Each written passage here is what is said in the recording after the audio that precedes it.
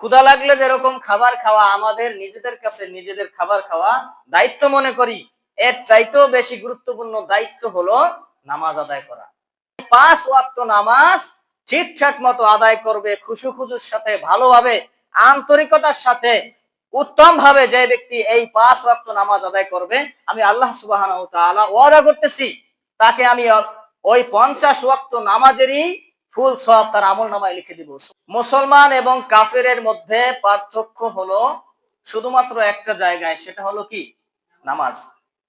আমাদের আজকের আলোচনার বিষয় হচ্ছে নামাজ বা সালাত। তো এই নামাজ ইসলামের মধ্যে খুবই গুরুত্বপূর্ণ একটি পয়েন্ট, খুবই গুরুত্বপূর্ণ একটি স্তম্ভ। তো এই নামাজের বিষয়ে আজকে আমরা কথা শুনবো ইনশাআল্লাহ। আল্লাহ পাক রব্বুল আলামিনের পবিত্র কালামে মাজিদের যে আয়াতে কারিমা আমি তেলাওয়াত করেছি, সেখানে আল্লাহ পাক রব্বুল আলামিন বলেন সূরা নিসার 103 নম্বর আয়াতে যে নিশ্চয়ই মুমিনদের উপরে আল্লাহ পাক রব্বুল আলামিন নামাজ ফরজ করে দিয়েছেন নির্দিষ্ট সময়ে। অর্থাৎ যখন নামাজের সময় হয়ে যাবে, ওই টাইমের মধ্যে যতটা তাড়াতাড়ি সম্ভব দ্রুত তার নামাজ আদায় করে নেওয়া, নামাজটা পড়ে ফেলা কি তার জন্য ফরজ। তো এই জন্য নামাজের গুরুত্ব অপরিসীম।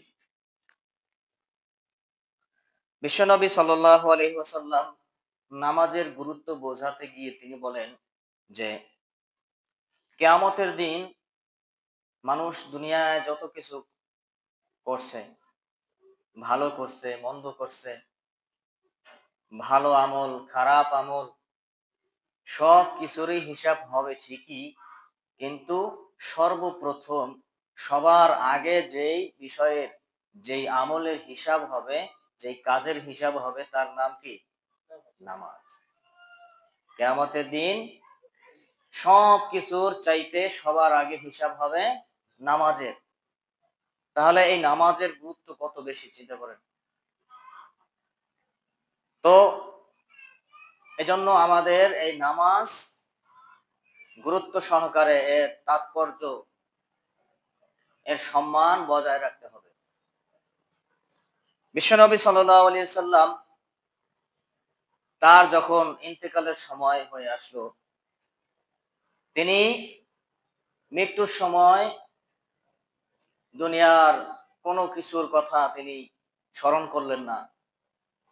আমরা দেখা যায় যে আমাদের মধ্যে কোনো মানুষ যদি মুমূর্ষু অবস্থায় কাতরাতে থাকে, একেবারে ভীষণ অসুস্থ, বিমারে ভুগতেছে, কঠিন বিমারে, তিনি যখন মনে করেন যে না আমার হয়তো আর বেঁচে থাকা সম্ভব হবে না, তখন তিনি তার আত্মীয় স্বজনদেরকে ওসিয়ত করে যান। কাকে কি সম্পদ দেবেন না দেবেন, অনেকে এভাবে বর্ণন করে যান, ঠিক না? যে আমার অমুক জায়গায় গচ্ছিত সম্পদ আছে, গোপন কিছু অর্থ সম্পদ আছে, এটা তোমরা এইভাবে এইভাবে বাটোয়ারা করবে। তাহলে তার দুনিয়ার হিসাব মৃত্যুর সময়ও আমরা কি করি? ছেড়ে দেই না। মৃত্যুর সময়ও আমরা দুনিয়ার হিসাব ভুলে যাই না। মৃত্যুর সময়ও আমাদের কি দুনিয়ার হিসাব আমরা কষে রাখি। অমুক ব্যক্তির কাছে 5 লাখ টাকা আছে, আমার ছেলেরা, আমার মেয়েরা, তোমরা শুনে রাখো, অমুকের কাছে এত সম্পদ আছে, তোমাদেরকে যেন না ঠকায়, তোমরা ঠিক ঠিক পাই টু পাই এনে আনবা, একটু ছাড় দিবা না। তাহলে মৃত্যু যখন এসে যায় তখনও আমরা কি করি? আমরা দুনিয়ার চিন্তায় মগ্ন। আর বিশ্বনবী জনাবে মুহাম্মদুর রাসূলুল্লাহ সাল্লাল্লাহু আলাইহি ওয়াসাল্লাম তিনি মৃত্যুর সময় কি করলেন? তার পরিবারের কথা ভাবলেন না, তার সন্তান সন্ততিদের কথা ভাবলেন না, কোনো মানুষের কথা ভাবলেন না, তার ক্ষমতার কথা ভাবলেন না, চিন্তা করলেন না, স্মরণ করলেন না। কিন্তু একটা বিষয় তিনি স্মরণ করলেন, চিন্তা করলেন, সেটা হলো কি? নামাজ। বিশ্বনবী সাল্লাল্লাহু আলাইহি ওয়াসাল্লাম মৃত্যুর পূর্বে তিনি আম্মা জান আয়েশা সিদ্দিকা রাদিয়াল্লাহু তাআলা আনহাকে ডেকে বললেন যে আয়েশা, আমি একটু মেসওয়াক করতে চাই। আম্মা জান আয়েশা সিদ্দিকা রাদিয়াল্লাহু তাআলা আনহা বিশ্বনবী সাল্লাল্লাহু আলাইহি সাল্লামের মেসওয়াক এনে রাসূল সাল্লাল্লাহু আলাইহি সাল্লামকে দেবেন, দেখেন মেসওয়াকটা শক্ত। তিনি নিজে চিবিয়ে নরম করে তারপরে বিশ্বনবী সাল্লাল্লাহু আলাইহি সাল্লামের কাছে দিলেন। বিশ্বনবী সাল্লাল্লাহু আলাইহি সাল্লাম মেসওয়াক করলেন। এরপর বিশ্বনবী সাল্লাল্লাহু আলাইহি সাল্লাম বললেন যে, ও আমার উম্মতেরা, তোমরা কি নামাজ নামাজ তোমরা ছেড়ে দিও না। তিনবার বিশ্বনবী সাল্লাল্লাহু আলাইহি সাল্লাম বললেন, ও আমার উম্মতেরা, নামাজ নামাজ এই নামাজ তোমরা ছেড়ে দিও না। সুবহানাল্লাহ। নামাজের গুরুত্ব কত বেশি! আমরা নামাজের কোনো গুরুত্ব দেই না। নামাজ আমাদের কাছে কোনো গুরুত্ব নাই। নামাজটা হয়ে গেছে গুরুত্বহীন। দুনিয়ার কাজ গেছে একেবারে সবচাইতে বেশি গুরুত্ব হয়ে। দুনিয়ার কাজের গুরুত্ব বেশি, কিন্তু নামাজের গুরুত্ব নাই। কথা বলেন ঠিক কিনা? ওমরে ফারুক রাদিয়াল্লাহু তাআলা আনহু তিনি ফজরের নামাজ পড়তেছিলেন। তিনি ফজরের নামাজ পড়তেছিলেন, এমন অবস্থায় তাকে ছুরিকাঘাত করা হয়েছে। ছুরি দিয়ে আঘাত করা হয়েছে। এমন ছুরি, যে ছুরি মাঝখানে ধরা হয়, আর এপাশেও কি ধারালো আর এপাশেও ধারালো, সামনে পিছে দুই পাশে ধারালো, এরকমের ছুরি। এই ছুরি দিয়ে ওমরে ফারুক রাদিয়াল্লাহু তাআলা আনহুকে আঘাত করা হয়েছে। তার পেটের নাড়ি ভুঁড়ি ছিঁড়ে গেছে। তিনি সাথে সাথে বেহুশ হয়ে পড়ে গেছে জমিনের মধ্যে। এরপর অন্য এক ব্যক্তি এসে পিছন থেকে নামাজটা শেষ করছেন। এরপরে ওমরে ফারুক রাদিয়াল্লাহু তাআলা আনহু যখন তার হুঁশ ফিরল, তখন তিনি জিজ্ঞেস করলেন, তোমরা কি নামাজটা আদায় করছো ঠিক মতো? আমি তো এক রাকাত পড়ছিলাম, বাকি এক রাকাত তোমরা আদায় করছো? নামাজের গুরুত্ব কত বেশি দেখেন। আর আমরা কি করতাম? আমরা ওই টাইমে কি, যে আঘাতপ্রাপ্ত হয়েছে সে তো নামাজ এমনিতেই বেহুশ, সে তো ছেড়েই দিত, বাকিরাও সবাই ছেড়ে দিত। তাহলে বাকিরা কি করলো? তারাও কি নামাজ ছেড়ে দেয় না। ওমরে ফারুক রাদিয়াল্লাহু তাআলা আনহু বললেন যে, তোমরা কি নামাজ আদায় করছো? হ্যাঁ, আদায় করছি। সুবহানাল্লাহ। তাহলে যখন আঘাতপ্রাপ্ত হয়ে জীবন চলে যায়, তখনও তিনি কি করলেন? নামাজের চিন্তা করলেন। এজন্য নামাজ আমাদের কি করতে হবে? বেশি পরিমাণে গুরুত্ব দিতে হবে। আল্লাহ পাক রব্বুল আলামিন এই নামাজের ছাড়, আপনি যখন সফরে আছেন, আপনি যখন কোন জায়গায় ট্যুরে গেছেন, তখনও আপনাকে কি করে নাই? নামাজের রুখসত দেয় নাই, ছাড় দেয় নাই। আপনি সফরে আছেন, তখন আপনাকে কি করতে হবে? কসর করতে হবে। তারপরেও কি? নামাজ আদায় করতে হবে। নামাজ ছেড়ে দেওয়ার কোনো সুযোগ নাই। মুসলমানের জন্য অন্ততপক্ষে নামাজ ছাড় দেওয়ার কোনো সুযোগ নাই, কোনো অবকাশ নাই। আপনি অসুস্থ, তখন আপনার নামাজ পড়তে হবে। আপনি দাঁড়িয়ে পারবেন, দাঁড়িয়ে পড়বেন। দাঁড়িয়ে পারবেন না, বসে পড়বেন। বসে পারবেন না, শুয়ে পড়বেন। শুয়ে না পারলেও ইশারায় আপনাকে নামাজ আদায় করতেই হবে। এটা হলো মুমিনের পরিচয়, মুসলমানের পরিচয়। তাহলে এই নামাজের ব্যাপারে আমাদের কি করতে হবে? খুবই গুরুত্ব হতে হবে, গুরুত্বশীল হতে হবে, দায়িত্ববান হতে হবে। নামাজ এটা পড়া আমাদের জন্য কি? দায়িত্ব। এটা আমাদের উপর কর্তব্য। আমরা যেমন দৈনিক যেমন খাবার খাই, আমাদের পেটে ক্ষুধা লাগলে আমাদেরকে কেউ বলে দেওয়ার দরকার হয় না যে তোমার পেটে ক্ষুধা লাগছে, তুমি এখন খাবার খাও। এটা বলা লাগে? লাগে না। আমরা নিজেরাই খাবার কোথায় আছে খুঁজে নেই। তাহলে নামাজের ব্যাপারেও এরকম। ক্ষুধা লাগলে যেরকম খাবার খাওয়া, আমাদের নিজেদের কাছে নিজেদের খাবার খাওয়া দায়িত্ব মনে করি, এর চাইতেও বেশি গুরুত্বপূর্ণ দায়িত্ব হলো নামাজ আদায় করা। বিশ্বনবী সাল্লাল্লাহু আলাইহি ওয়াসাল্লামের কাছে এক অন্ধ সাহাবী আরেকজনের সাহায্য নিয়ে বিশ্বনবী সাল্লাল্লাহু আলাইহি ওয়াসাল্লামের কাছে এসে বললেন, ইয়া রাসূলুল্লাহ, আমি তো অন্ধ, আমি অন্ধ, আমার জন্য কি নামাজের ছাড় আছে, রুখসত আছে? বিশ্বনবী সাল্লাল্লাহু আলাইহি ওয়াসাল্লাম বললেন যে, যাও, তোমাকে রুখসত দেওয়া হলো, তোমার মসজিদে আসতে হবে না, বাসায় বসে পড়বা। অন্ধ সাহাবী যার সাথে আসছে তার সাথে আবার চলে যাচ্ছে। আবার ডাকলেন বিশ্বনবী সাল্লাল্লাহু আলাইহি ওয়াসাল্লাম পিছন থেকে, দাঁড়াও, শুনে যাও, তোমার জন্য কি নামাজের ছাড় নাই। আজান হয় মসজিদে, এটা কি তোমার কান পর্যন্ত পৌঁছায় না? যদি তোমার কান পর্যন্ত পৌঁছায়, মসজিদে এসে নামাজ আদায় করা তোমার জন্য কি কর্তব্য, ফরজ তোমার জন্য। আর আমরা অন্ধ সাহাবী, যাকে ছাড় দেওয়া হয় না, মসজিদে এসে নামাজ আদায় করার কথা বলা হয়েছে, আর আমরা দিব্যি চোখে দেখতে পাই, কানে শুনতে পাই, কথা বলতে পারি, হাঁটতে পারি, হাত পা সব ঠিক আছে, তারপরেও আজান হয়ে যায়, মসজিদে আসে না। আমরা কত ইমানদার, পাক্কা ইমানদার, তাই না? সাহাবীদের ঈমান কত পাকাপোক্ত ছিল, তারা অন্ধ হওয়ার পরেও এরপরেও বিশ্বনবী সাল্লাল্লাহু আলাইহি ওয়াসাল্লাম তাদেরকে কি করে নাই, ছাড় দেয় নাই। আর আমরা ভালো দিব্যি ভালোভাবে চলাফেরা করতে পারতেছি সমস্ত দিক থেকে, শারীরিক মানসিকভাবে আমরা সব দিক থেকে পরিপূর্ণ পরিপূর্ণ সুস্থ, তারপরেও আমরা মসজিদে আসতে চাই না, আসি না। আমরা তাদের চাইতে বেশি পাকাপোক্ত ইমানদার হয়ে গেছি, ঠিক কিনা বলেন? অনেক মুরব্বীরা একটা কথা বলেন, আলেমরা, যে আগেকার যুগে মসজিদ গুলো ছিল কাঁচা। কি ছিল? কাঁচা ছিল। আর মুসলমানদের ঈমান ছিল পাকা। আর বর্তমান সময়ের মসজিদ গুলো হয়েছে পাকা, আর মুসল্লিদের ঈমান হয়েছে কি কাঁচা।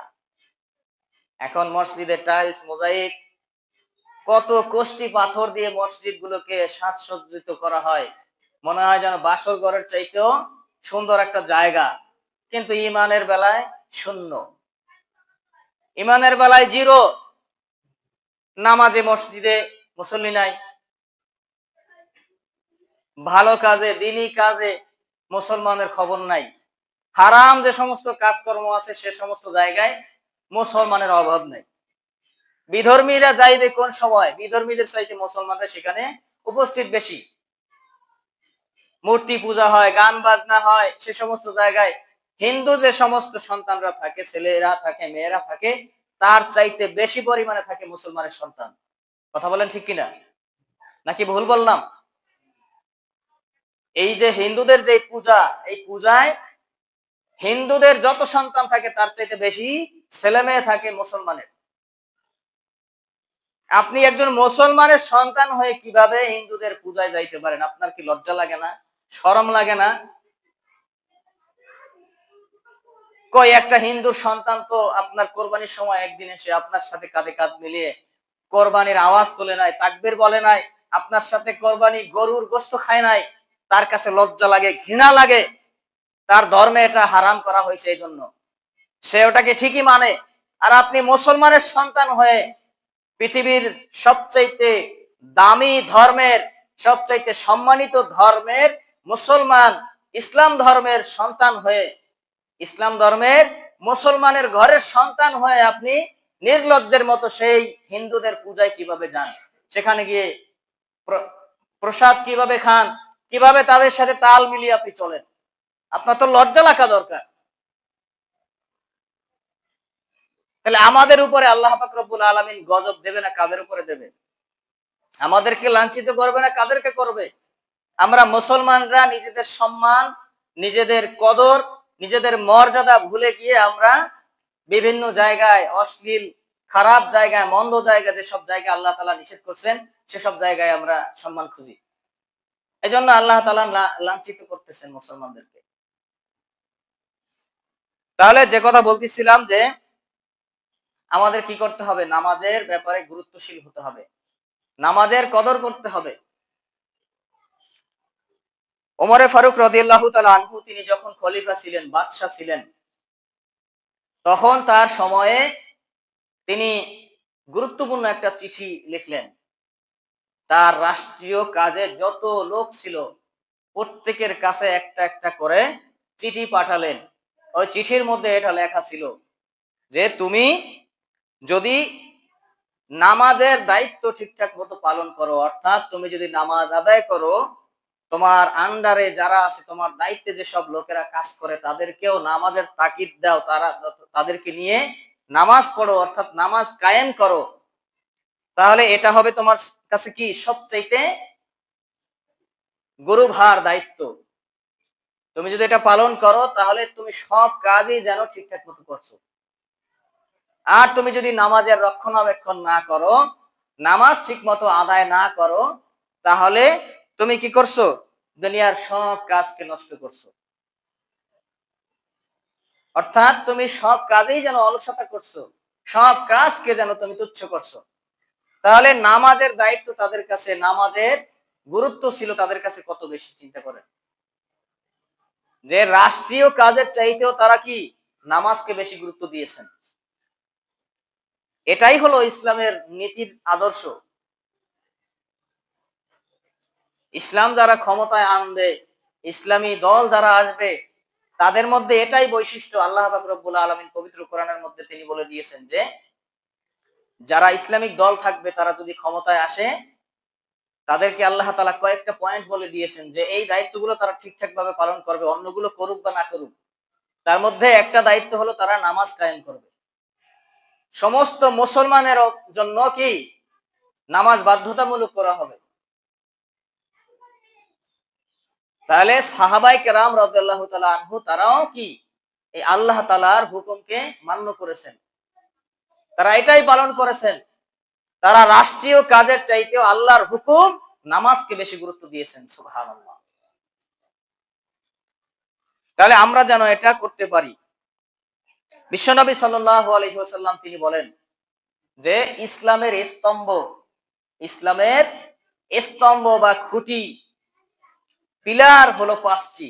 কয়টি? পাঁচটি। আমরা যেমন কোনো একটা ঘর নির্মাণ করলে, বিল্ডিং, ইমারত নির্মাণ করলে তাতে পিলার দিতে হয়, কাঠামো দিতে হয়। ঠিক তেমনি ইসলামটা টিকিয়ে রাখতে হলেও তার মধ্যে পাঁচটা স্তম্ভ আছে, পাঁচটা পিলার। কয়টা স্তম্ভ? পাঁচটা। এক নাম্বার হলো আল্লাহ পাক রব্বুল আলামিন তাকে এক আল্লাহ বলে স্বীকার করা। আল্লাহ ছাড়া আর কোনো ইলাহ নাই, অর্থাৎ কালেমায় বিশ্বাস করা। আল্লাহ ছাড়া কোনো হুকুমদাতা নাই। ইলাহ নাই মানে কি? হুকুমদাতা নাই। আল্লাহ ছাড়া কোনো মাবুদ নাই, আল্লাহ ছাড়া কোনো রব নাই, আল্লাহ ছাড়া কোনো বিধানদাতা নাই। তো বিধানদাতা, হুকুমদাতা মানে কি? আমরা নামাজ পড়ি ঠিকই, ইহদিনাস সিরাতাল মুস্তাকিম, ইয়াকা না'বুদু ওয়া ইয়াকা নাস্তাইন, আল্লাহ আপনার কাছে চাই, আর কারো কাছে চাই না, আপনার কাছে সত্যের পথ চাই। কিন্তু আমরা ঠিকই নামাজ থেকে বের হয়ে আল্লাহর বিরোধিতা করি। নামাজের মধ্যে বলি আল্লাহ আপনার কাছে চাই, কারো কাছে চাই না, আপনার কাছে সত্যের পথ চাই, অসত্যের পথ চাই না। কিন্তু নামাজ থেকে বের হয়ে ঠিকই অসত্যের পথে চলি, ঠিক কিনা বলেন? নামাজ থেকে বের হয়ে আমরা আল্লাহর কাছে চাওয়া বন্ধ, মানুষের কাছে হাত পাতি, মানুষের আইন বাস্তবায়ন করার চেষ্টা করি। তাহলে এই কি ইমানের পরিপূর্ণতা হইল? এটা কি ইমানের পরিচয় হইল? তাহলে এক নাম্বার স্তম্ভ হলো আল্লাহ পাক রব্বুল আলামিনকে ইলাহ বলে, হুকুমদাতা, বিধানদাতা বলে স্বীকার করা, এবং আল্লাহর রাসূল সাল্লাল্লাহু আলাইহি ওয়াসাল্লাম, মুহাম্মাদুর রাসূলুল্লাহ সাল্লাল্লাহু আলাইহি ওয়াসাল্লামকে রাসূল হিসেবে মান্য করা, তাকে মানা, জীবনের আদর্শ হিসেবে গ্রহণ করা। দুই নাম্বার হলো ফরজ নামাজ ঠিকঠাক মতো আদায় করা, ফরজ নামাজ কায়েম করা, নিজে পড়া, নিজের পরিবার, সমাজ, রাষ্ট্র, নিজের শক্তি যে যতটুকু জায়গা আছে ততটুকু জায়গায় এটার প্রয়োগ করার চেষ্টা করা। তিন নাম্বার তিন নাম্বার হলো রোজা, রমজানের ফরজ রোজা, রমজানের ফরজ রোজা ঠিকঠাক মতো আদায় করা, এটা মুসলমানের দায়িত্ব, ইসলামের স্তম্ভ। 4 নাম্বার হলো হজ করা, আর 5 নাম্বার হলো যাকাত দেওয়া। তাহলে এই হলো 5টা স্তম্ভ ইসলামের। বিশ্বনবী সাল্লাল্লাহু আলাইহি ওয়াসাল্লাম বলেন যে এই 5টা স্তম্ভের মধ্যে কোনো ব্যক্তি যদি কোনো একটিও 5টার মধ্যে কোন একটিও যদি তাচ্ছিল্য ভরে অবহেলার কারণে অবজ্ঞা করে অবহেলা করে পালন না করে, তাহলে সে কাফের হয়ে যাবে। কি হয়ে যাবে? কাফের হয়ে যাবে। রাসূল সাল্লাল্লাহু আলাইহি ওয়াসাল্লামের কথা, আমার কোনো বানানো কথা না। সে কাফের হয়ে যাবে, তাকে হত্যা করা জায়েজ আছে, কিন্তু আপনার আমার দায়িত্বে হত্যা করা জায়েজ নাই। এটা রাষ্ট্র যদি ইসলাম ক্ষমতায় থাকে তারা কি হত্যা করতে পারবে, সেটা তাদের ডিসিশন, তাদের ফয়সালা। আবার আরেক হাদিসে রাসূল সাল্লাল্লাহু আলাইহি ওয়াসাল্লাম বলেন যে ইসলামের স্তম্ভ হলো তিনটি। এক হলো আল্লাহ এবং আল্লাহ রাসূলকে মানা, দুই হলো নামাজ আদায় করা, আর তিন রোজা রাখা। তাহলে এখানে তিনটা বলা হয়েছে, আবার ওইখানে পাঁচটা বলা হয়েছে। তাহলে এই পাঁচটার যে কোনো একটা মানুষ যদি অবহেলা করে, অবজ্ঞা করে, নামাজ ছেড়ে দেয়, রোজা ছেড়ে দেয়, আল্লাহ তাআলাকে না মানে, বিধানদাতা হিসেবে আমরা তো দেখা যায় যে নামাজ ঠিকই পড়ি, কিন্তু বিধানদাতা হিসেবে, হুকুমদাতা হিসেবে আল্লাহকে মানি না। কিরকম মানি না? আমরা মসজিদে আল্লাহর কথা বলি ঠিকই, সমাজে গেলে আল্লাহর কথা মানি না। সমাজে আর আল্লাহর প্রচলন চলে না, আল্লাহর আইন চলে না। রাষ্ট্রে যাবেন তখন আর আল্লাহর প্রচলন চলে না, আল্লাহর কথা আর মানতে পারি না। কথা বলেন ঠিক কিনা? তখন আর আমরা আল্লাহর কোরআনের আইন আমাদের ভালো লাগে না। কেন ভালো লাগে না? মসজিদের মধ্যে তো আর মদ খাওয়া যায় না, এখানে ঠিকই মানতে পারি। আর ওই জেলার মধ্যে যাবেন, উপজেলার মধ্যে যাবেন, রাষ্ট্রের মধ্যে যাবেন, তখন তো বড় বড় কাজ করা লাগে, তখন বড় বড় বোতলও খাওয়া লাগে। ওইখানে যদি আল্লাহর আইন পাশ করা হয় তখন তো বোতল বন্ধ হয়ে যায়। এই জন্য ওইখানে আর আল্লাহর আইন ভালো লাগে না। ঠিক কিনা বলেন? তাহলে আল্লাহর আইন যেখানে থাকবে না, সেখানে গজব ছাড়া আর কিচ্ছু আসতে পারে না। মসজিদ যেরকম আল্লাহর হুকুম অনুযায়ী চলে, ঠিক তেমনি মসজিদ থেকে শুরু করে একেবারে রান্নাঘর থেকে শুরু করে পরিবার, সমাজ, রাষ্ট্র, প্রত্যেকটা জায়গায় আল্লাহর হুকুম অনুযায়ী যদি চলে, মানুষ যদি পরিচালনা করে, তাহলে শান্তিতে ভরপুর হয়ে যাবে দুনিয়া। আর মানুষ শান্তি কামনা করে দুনিয়ার আইন দিয়া, দুনিয়ার মানব রচিত আইন দিয়া, মানুষের তৈরি মতবাদ দিয়া। এটার মধ্যে তো শান্তি আসতে পারে না। আমি এর আগেও বলছি যে মোবাইল যে তৈরি করছে, তার নিয়ম অনুযায়ী, তার নির্দেশনা অনুযায়ী যদি মোবাইল চালানো লাগে, আল্লাহ তাআলা আমাদেরকে তৈরি করছেন, আল্লাহর নির্দেশনা অনুযায়ী আমরা যদি চলি তাহলে শান্তি আসবে, নয়তো আসবে না। ঠিক কিনা বলেন? আর আমরা সেটা মানতে রাজি না। মোবাইল চালাবো, যার যে তৈরি করছে তার নিয়ম অনুযায়ী, পানিতে ফেলানো যাবে না, আগুনে ফেলানো যাবে না, ফ্রিজে রাখা যাবে না, সেটা ঠিকই মানি। আর আল্লাহর আইন আমরা মানুষ আমাদের উপর প্রয়োগ করা যাবে না, তখন গায়ে লাগে, তখন চামড়ায় লাগে। এজন্য আল্লাহর আইন যদি আমরা মানতে পারি তাহলে শান্তি, শান্তি আশা করলে আল্লাহর আইন ছাড়া আমাদের বিকল্প কোনো রাস্তা নাই। এরপরে বিশ্বনবী সাল্লাল্লাহু আলাইহি ওয়াসাল্লাম আরেকটা হাদিসের মধ্যে তিনি বলেন যে মুসলমান এবং কাফেরের মধ্যে পার্থক্য হলো শুধুমাত্র একটা জায়গায়, সেটা হলো কি? নামাজ। আপনি দেখেন, ইহুদি, খ্রিস্টান, বিধর্মী, অন্যান্য যত ধর্মের লোক আছে, তারাও মুসলমানের মতো অনেকেই পাঞ্জাবি পরে, টুপি পরে, পাগড়ি পর্যন্ত পরে, পাজামা পরে, মুসলমানের মতো শেরওয়ানি পরে। এগুলো কি? মুসলমানের ড্রেস, মুসলমানের পোশাক। তো মুসলমানের সাথে বিধর্মীদের সাথে একেবারে মিল, কথাবার্তায়, আচার আচরণে, ওঠা বসায়, তাদের সাথে আপনি অনেক ক্ষেত্রে মিল পাবেন। কিন্তু এত মিল থাকার পরেও একটা সময় আপনি অমিল পাবেন, একটা সময় আপনার সাথে তার সাথে ব্যবধান হয়ে যাবে। সেটা হলো যখন মসজিদের মধ্যে আজান হয়ে যাবে, মুসলমান মসজিদে যাবে, আর বিধর্মী যারা আছে, অন্য ধর্ম অবলম্বী যারা আছে, তারা মসজিদ থেকে দূরে সরে যাবে। কথা বলেন ঠিক কিনা? তাহলে বিধর্মীরা তো আর মসজিদে আজান যখন হয় তখন মসজিদে যায় না? যায়। তাদের তো দরকার নাই মসজিদে আসার। মসজিদ হলো মুসলমানের একটা সম্মানিত স্থান। বিধর্মীরা তো আর এখানে আসবে না? আসবে না। তাহলে মুসলমানের মধ্যেও যারা আজান শোনার পরে মসজিদে আসে না, দোকানে বসে, আড্ডায় বসে, বিভিন্ন জায়গায় মজমায় বসে, মজলিসে বসে, তারা কি মুসলমানদের অন্তর্ভুক্ত? বিশ্বনবী সাল্লাল্লাহু আলাইহি ওয়াসাল্লাম এই জন্যই বলেন যে মুসলমান এবং কাফেরের মধ্যে তফাৎ, পার্থক্য, ডিফারেন্স শুধু একটাই, সেটা হলো আজান হয়ে যাবে, মুসলমান মসজিদে যাবে, আর যারা বিধর্মী, যারা আল্লাহকে মানে না, তারা মসজিদ থেকে দূরে সরে যাবে। কথা বলেন ঠিক কিনা? তাহলে যখন আমরা যদি মুসলমান হতে চাই, আমরা যদি চাই আমরা প্রকৃত মুসলমান হব, তাহলে আজান শোনার পরে কোথায় যেতে হবে আমাদের?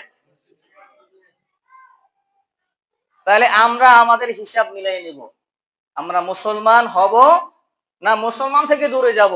আজান হলে মসজিদে গেলে সে মুসলমান, আর যদি মসজিদে না যায় ওই কাতারের লোক। এজন্য ফয়সালা আমাদের হাতেই, সিদ্ধান্ত আমাদের হাতে, আমরা মুসলমান হব নাকি মুসলমান ছাড়া অন্য কিছু হব। এজন্য বিশ্বনবী সাল্লাল্লাহু আলাইহি ওয়াসাল্লাম নামাজের ব্যাপারে খুবই গুরুত্ব দিয়েছেন। তো কবি কত সুন্দর করে তিনি বলেছেন যে, নামাজকে বলো না কাজ আছে, কাজকে বলো আমার নামাজ আছে। কত সুন্দর একটা কথা, তাই না? নামাজকে তুমি অজুহাত দিও না যে আমার কাজ আছে, আমি এখন নামাজ পড়তে পারবো না। এই অজুহাত আল্লাহর কাছে চলবে? চলবে না।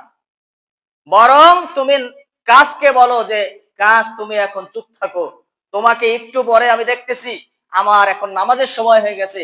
তুমি কাজ, তোমার চাইতেও আমার বড় কাজ হলো আল্লাহর কুদরতি কদমে সেজদা দেওয়া। কথা বলেন ঠিক কিনা?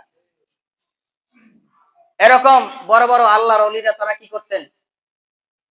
একজন আল্লাহর ওলির ঘটনা শুনেন যে, আজান হয়ে গেছে, তিনি জমির মধ্যে বাঁধ দিতেছিলেন। অনেক দিন ধরে বৃষ্টি হয় না, তো একদিন বৃষ্টি হয়েছে, বৃষ্টিতে পানিতে জমি ভরপুর হয়ে গেছে।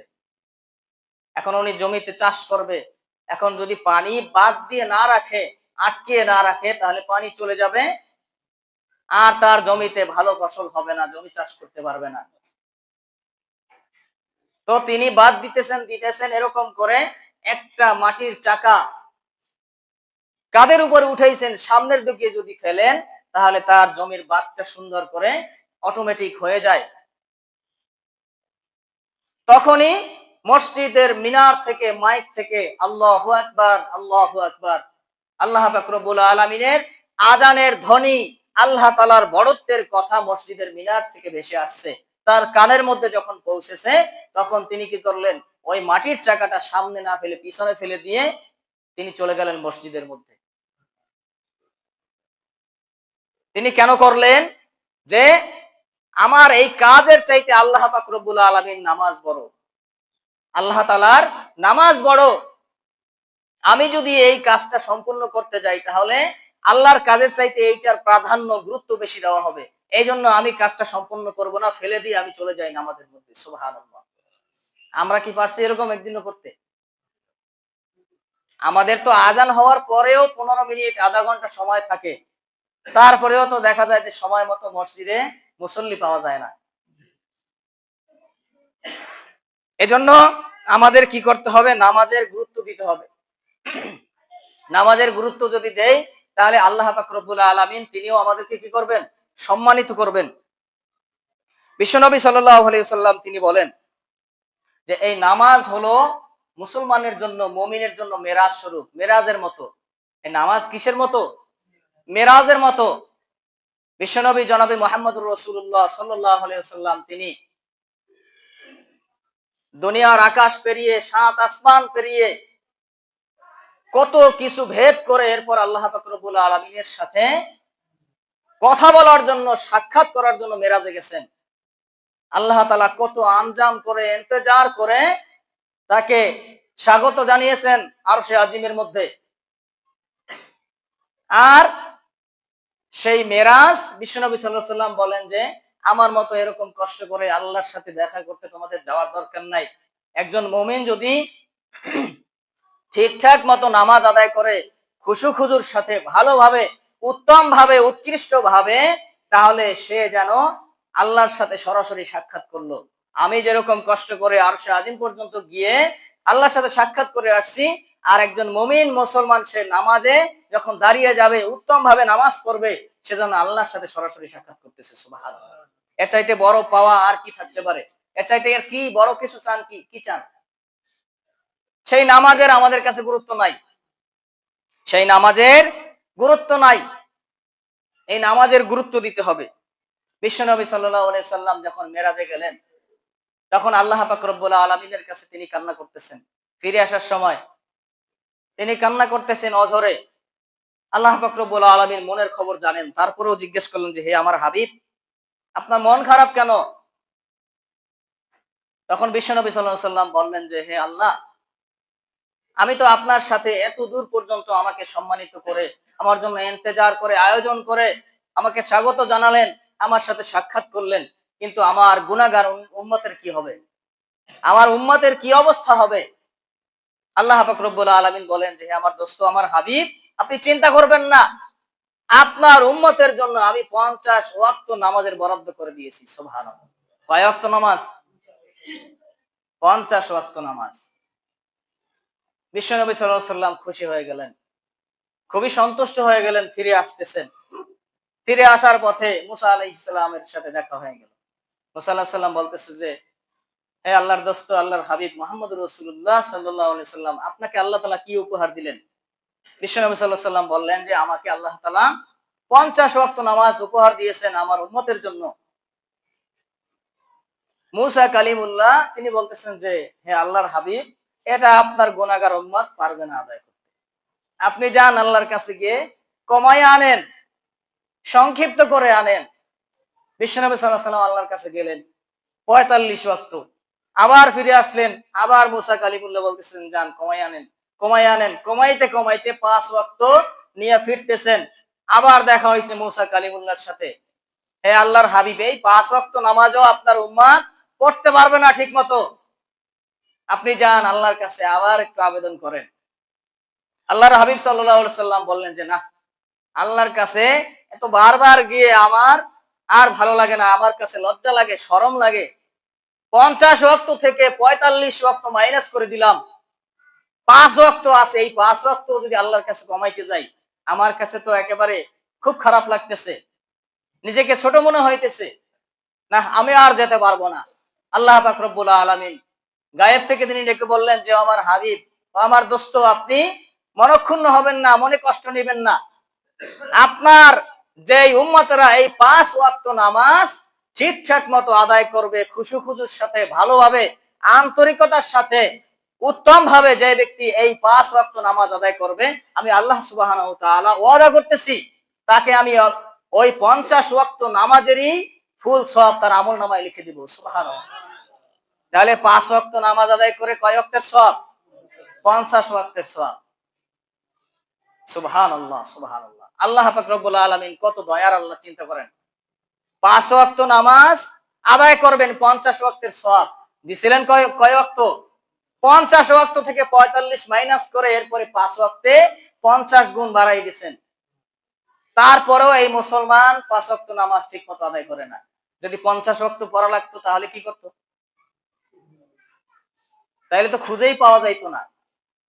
মুসা কালিমুল্লাহর জামানায় তিনি একদিন রাস্তা দিয়ে হেঁটে যাচ্ছেন, এখন পথিমধ্যে দেখছেন যে এক বুড়ি কান্না করতেছে।